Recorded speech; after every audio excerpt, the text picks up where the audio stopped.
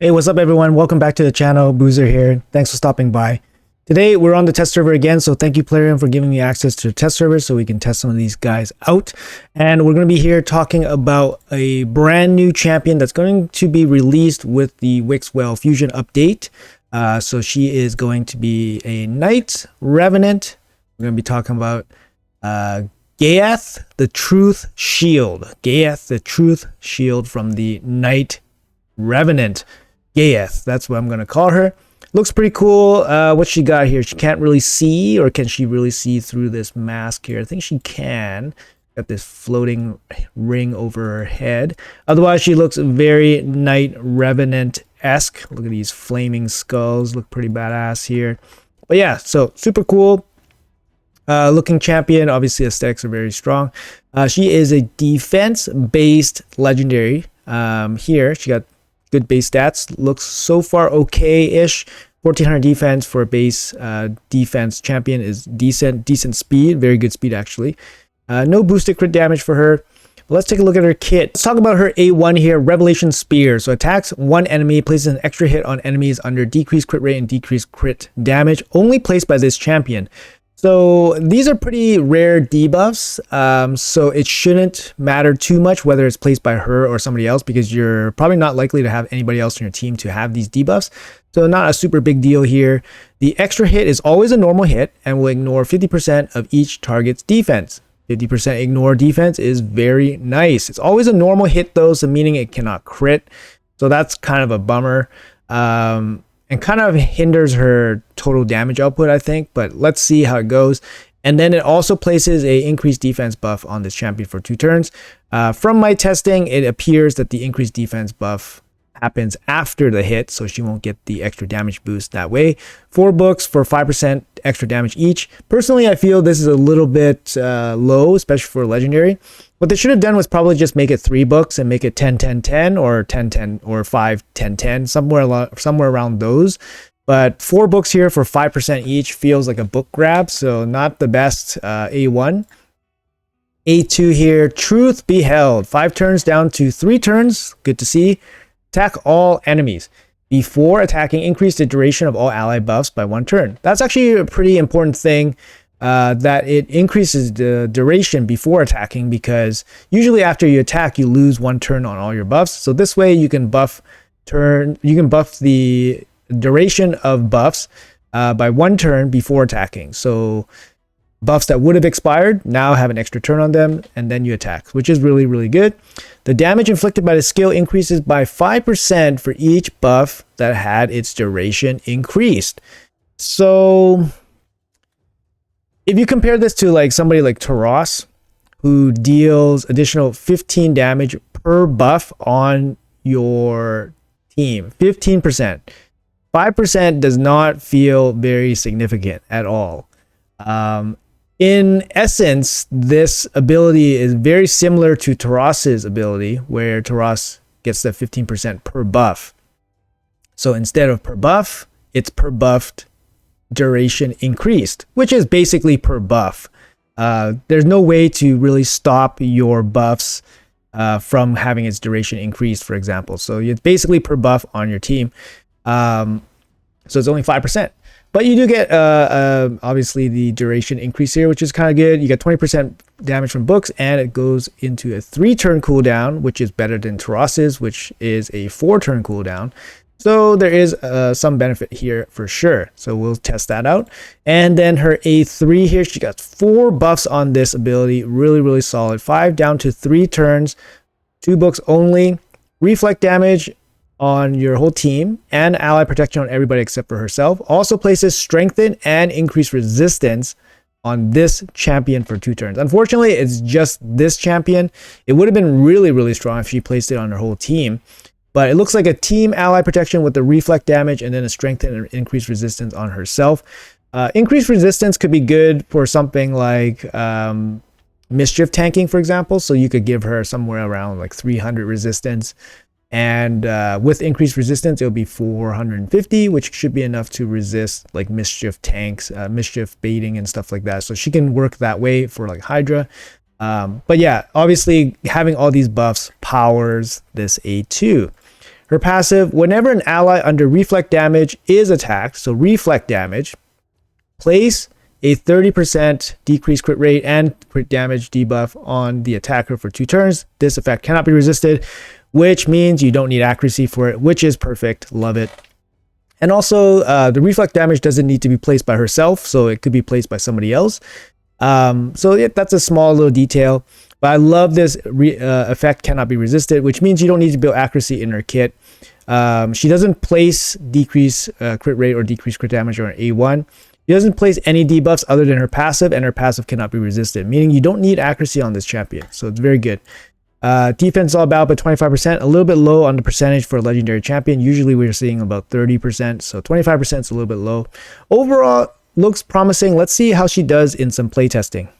All right, so I got her here in a clan boss against Ultra Nightmare here. It's kind of like a meme-ish team. It's basically to maximize her A2 ability to see what it can actually do. But obviously she can be very good against clan boss, because the clan boss will hit your whole team with reflect damage and then have decreased crit rate and crit damage on himself. As you know, for like killable teams, once the clan boss does crit, surprisingly it can kill your team once in a while. So having the decreased crit rate on the clan boss basically means that the clan boss will have just like a standardized amount of damage that comes out, and because it's irresistible, it's basically super consistent. With that being said, she is here basically just to provide some damage. She also brings the strengthen and all that stuff, but she's not going to be here to basically fully protect your team. She does bring ally protection, but she doesn't really bring too much else that's super good for clan boss. So you do need a little bit of support, like decrease attack, decrease defense, obviously, to deal additional damage. So I did bring some extra help here, and also champions that will maximize her A2 ability. We also want to see what her A1 can do too, because she does get an extra hit, and the second part of that hit does ignore 50% of damage. So let's jump into some of this. Let's see what she can do here. So we're starting off here with the old man. Gonna go with the ally attack here. And then obviously we're just buffing up here, right? We're getting the buffs going on. Decreased defense and weaken from Lydia. Maximum damage. And here comes the big A2. The big A2 here, I'm just showing you guys all the buffs that are on everybody. Right now we have about 6 buffs on everyone. That's not even the most. We have 6 buffs on everyone. Let's see what we can do with the A2. Slowed it down. We're doing 391 damage here, just on our A2 hit. Doesn't seem too insane, to be honest. Doesn't seem too insane. She does have increased defense up, and we have decreased defense and weaken up as well.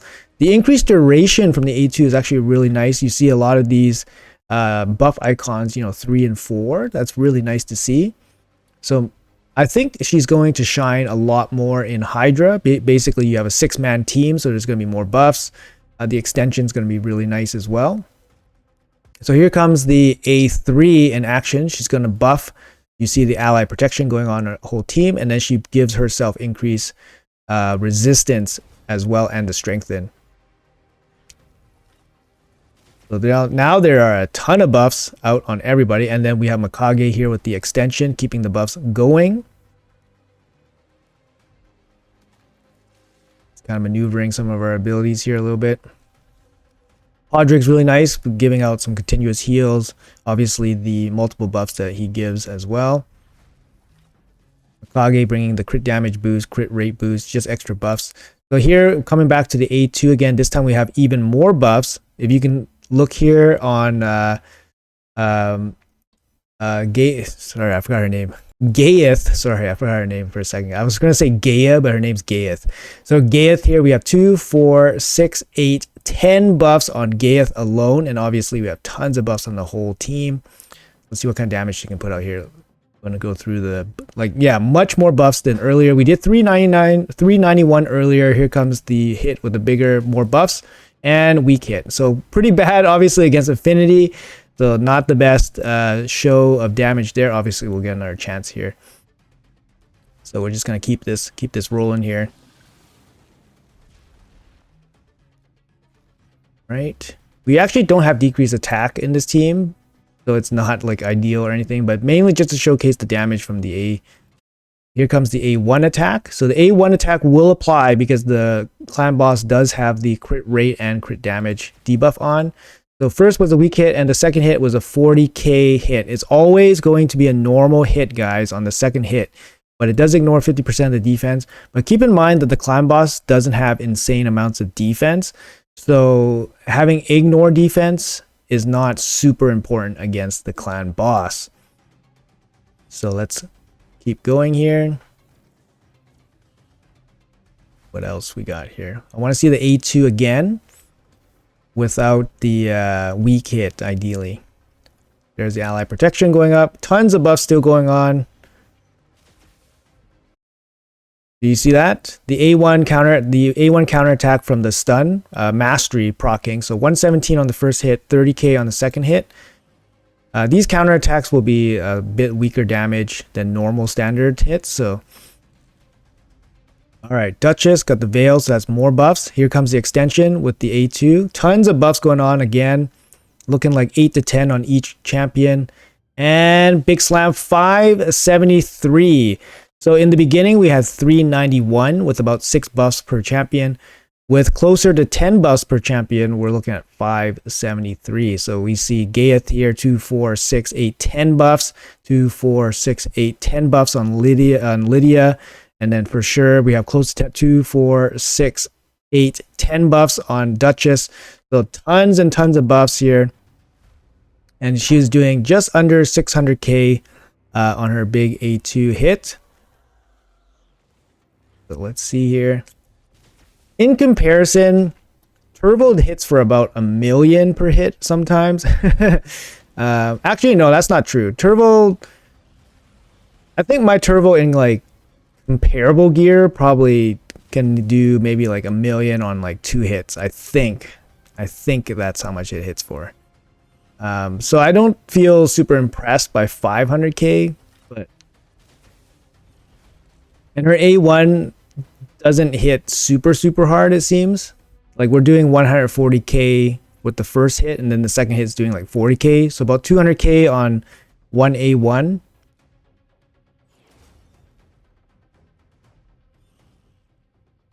All right, I think we're gonna try to see some of this again. Taking a little bit, obviously ally protection, you're gonna take a bit of damage as well. We're gonna showcase the A2 again. Lots of buffs going on. And then big slam here, 533. So yeah, I mean, consistent damage dealer, especially with the buffs. But keep in mind, we do have decreased defense and weaken up. So she is in optimal positions to do damage here. So keep that in mind. Let's move on to our next area of testing. All right, guys. So I think in Hydra, this is where Giath will actually shine the most. So we're going to put it up in Hydra here. On this team, we got Nekmothar for decreased defense, decreased speed up and down, and then turn meter boost. We have Wukong here for some extra damage as well as the block buffs. We have Old Man Padre giving us ally attack, cleansing, and then obviously buffs. Lydia here for decreased defense, weaken, and a backup increased speed. And then we have Glacade, the Meltwater here, another brand new champion. I do have a showcase on him out. He is kind of like an offensive Duchess, very similar kit, brings Veil, increased attack, brings increased defense and increased accuracy as well as a turn meter boost. Very strong champion, and an extra damage boost from his passive for champions under Veil. Very good champion, but he's bringing a ton of buffs. So basically, I'm making a optimal team for Giath to do tons of damage against the Hydra. Lots of buffs for her to extend and all that stuff to maximize her A2 AoE damage. So let's jump into it. Let's see what we can do here. I think we're on hard difficulty here. Again, on the test server here, so we're going to go with the Padre. Doing the continuous heal ally attack. We're going to use the Veil from Glacade.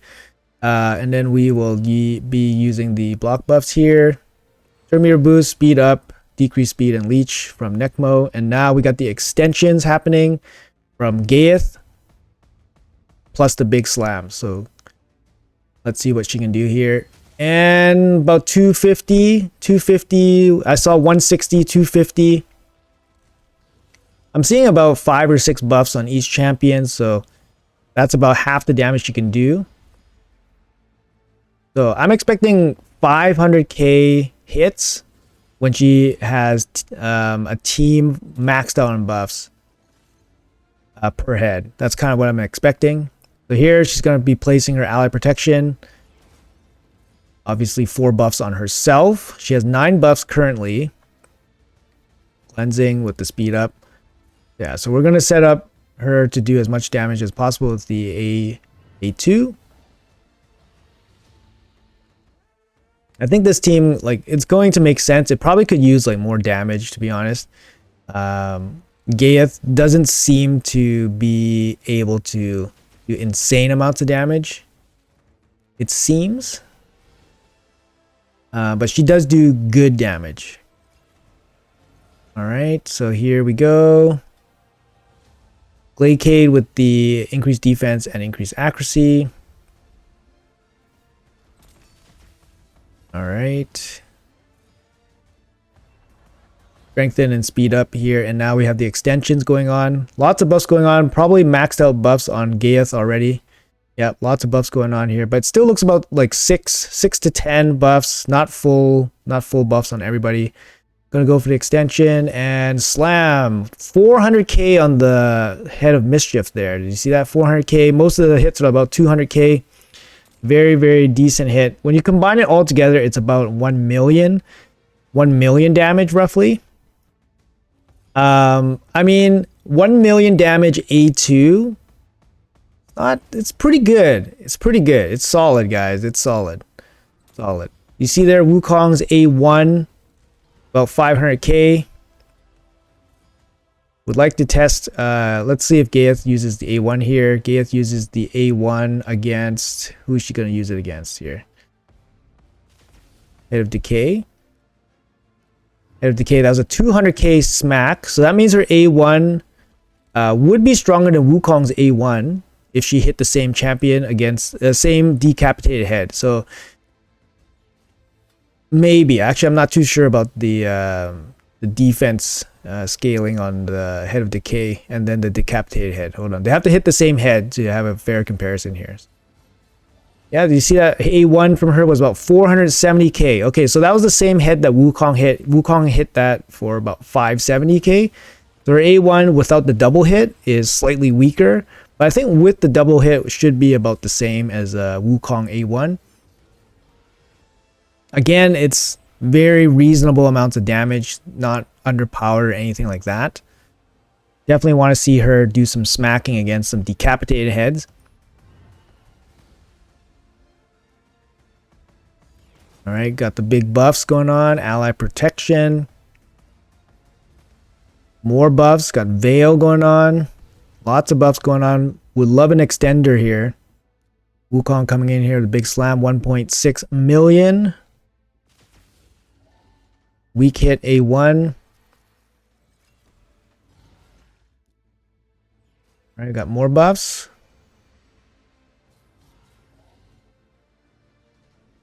Let's see here. Decreased defense and weaken coming back out. Block buffs. All right, here comes the extension with the big AoE. 760k against that decapitated head. So Wukong's A2 was dealing 1.5 million.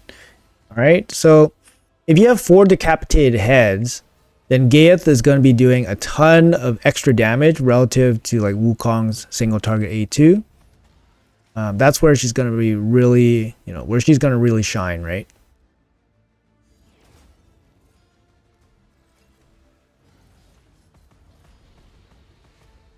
All right, she does take a little bit of extra damage from the ally protection. I have to keep that in mind when building her out.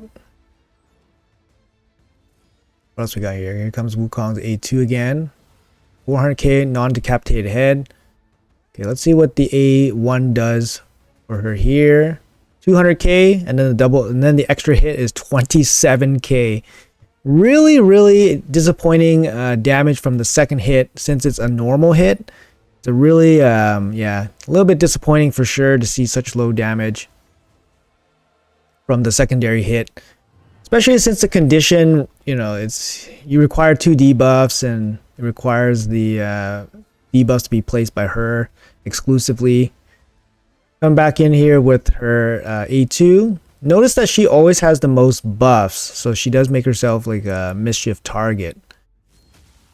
Alright, so what are we doing here? We did about, I saw 300 on the Head of Wrath and about 150, 200 on the rest. Still pretty good. I mean, still pretty good damage, like total damage. Still pretty good total damage here.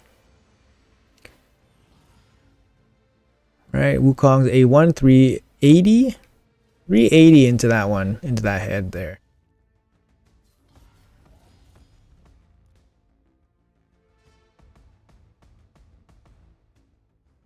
Right, A1, 88k into the tanky head.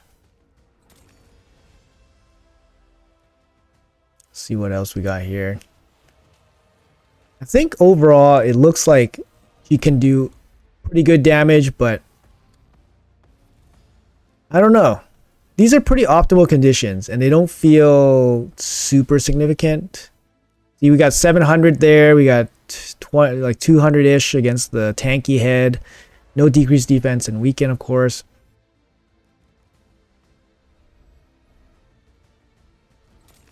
Let's see what else. Wukong's AoE. Wukong's AoE right there was doing about 2 million against 3 decapitated heads. So seems like Wukong's AoE is probably a little bit stronger than Giath's. Maybe. Might not be a fair comparison because they're not hitting, the conditions are changing constantly, so we'll have to take a look at the final results. The A1 was hitting for almost, what was that like? It looked like 900k there. 600k, okay, well, no slouch, but just my observation, it feels like not as strong as Wukong in terms of A1. The AoE can deal more overall damage than Wukong's A2, but Wukong's AoE also can deal significant damage too. So I think the multipliers on her A2 is definitely probably held back quite a bit to avoid her from being like super busted. Like I said, Taras's AoE is plus 15% per buff, and hers is plus 5% per buff extension, which is effectively the same, like I said. So it's, you know, you're definitely leaving quite a bit of damage on the compared to like somebody like Taras, but Taras is one of the best damage dealers in the game, so hard to compare that way. All right, so anyways, guys, that's going to be the gist of this run. I think we'll fast forward it to the end, and we'll see the results. All right, guys, so I paused the run a little bit early, obviously. So we have Giath here with 20 million damage dealt, Wukong here with 25 million, and then Lydia with the curse set, Brimstone doing 14 million. So Giath here, I mean, you know, just by chance, it was a reasonable comparison to Sun Wukong. Obviously, Sun Wukong is not a damage slouch for Hydra, but he's also not an insane damage dealer. So Giath here, keeping up with Sun Wukong, means that she's actually doing pretty good. But like I said, this is a pretty good team for her. There's lots of buffs going on and all that stuff. It was a pretty good team for her to show in some better conditions, but she was not able to outperform Sun Wukong here. Actually, recently, I did do a Nightmare run with Sun Wukong and Newt in the same team, and Sun Wukong actually outperformed Newt in that team as well. So definitely don't underestimate Sun Wukong for his damage dealing abilities. But Giath keeping up with Sun Wukong here, even at roughly an 80% clip, is actually not too bad on her part. And we can go over the overall builds here just to show some comparisons for gear. I did end this run early, obviously. It's I thought this run should have went probably like 500 million. We were on pace to roughly getting about 2 million per turn. So it would probably be on pace for about 500 million if all things, you know, go fine. So this is the build I have on my Giath. She's in some really solid gear. So 245 speed with 281 crit damage here. She has no blessings or anything like that. 5.4k defense, no accuracy needed. So in Savage and Cruel, so she's ignoring a ton of defense. In terms of masteries here, I have her down to Helm Smasher. Pretty standard damage dealing masteries. Life Drinker for some extra healing, since she does take some damage from the allied protection. Counterattack, and then yes, defense, extra protection against AoEs. I think personally, I think she's going to be a good Hydra champion, especially taking advantage of her buff extension, her damage per buffs. So obviously on a 6-man team, there's going to be more buffs available, so she can do more damage. So personally for me, I think she's going to be a Hydra damage dealer. She also brings some extra utility, right? Like she also brings like the obviously the increased duration. That's nice. She also brings her own set of buffs as well, and she's a damage dealer, which is always good. So if you can do damage and bring utility, you're very welcome for like Hydra teams.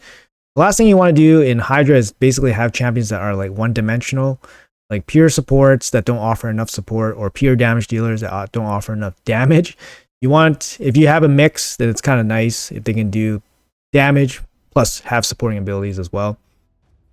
And then yeah, she has a passive that reduces crit damage as well, so it makes it easier for your team to survive. I did load her up with a little bit of counterattack accessories so that she can do more A1s. But yeah, we've seen that her A1s is not particularly impressive. But yeah, there's a kit again, the increased duration, and then her passive with the passive per hit. So if the enemy hits you, then they get the irresistible crit damage, crit rate decrease. So we got Wukong here, my standard nuking arena build. Just comparable build. He's in a good build, right? So he definitely gave Giath a run for her money. We got Lydia here with the Hex build. Nothing special, just Hex, high HP, enough stats to do what she needs to do. War Master, Brimstone. Up next, we got Nekmo. Nekmo is the only provoker on the team. I think it's fine because he's going to go super fast. He's going to get lots of turns. And we do have an ally attacker on the team, or 2 ally attackers on the team, or 1 ally attacker. Sorry, 1 ally attacker in team. So he gets the extra hits with A1.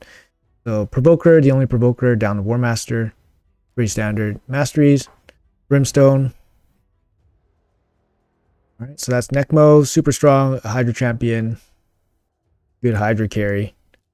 And then we have Glacade here, the Meltwater, one of the newer champions. Really liking this guy, especially for Hydra. In the same build I had him showcased in, so definitely check out that showcase for him. Yeah, 300 speed in Stone Skin. He can be a Rhea champion, Hydra champion, but I think for Hydra he's going to be really strong. Extra damage from his Veil as well, or Veil passive. So very, very good overall champion here. Hopefully, you know, there's going to be some speculation, right? Because Giath, the champion I'm showcasing here, could potentially be a, you know, Hero's Path guaranteed champion. It could be. I'm hoping it's going to be Glacade of the Meltwater right here, but he seems like a much better champion for them to give away for as a guarantee. So I'm not holding my breath. But Giath could definitely be a guaranteed champion. And then we have Grand Oak Podrick here. He was a guaranteed champion, and he's an insane guaranteed champion. So glad I got this guy. I underestimated this guy in the beginning because I didn't value his A1 as much as I should. But basically any kind of cooldown reduction on skills is insanely good. Even if it's a random ally, and even if it's only for 1 turn, it's insanely good. His passive makes him very versatile as well. Definitely one of the biggest surprises I've had in recent times. But definitely an insane Hydra champion here. Also very good in, I mean, I use him in Fire Knight as well. So anyway, so back to Giath. So this is the final build for her. Thank you guys so much for watching. Hopefully I was able to show what she was capable of doing. Let me know in the comments below what you guys think. Let me know if you guys have any ideas on how to use her. I tried my best to maximize her damage here to show what her actual potential is. And I tried my best to give her some comparisons so that you guys have a rough idea of where she stands. Obviously, we'll see multiplier information and stuff after she is released. But here it is, a little bit of a sneak peek preview for you guys. Again, thanks a lot for watching. Let me know in the comments below what you guys think, and I'll see you guys in the next video.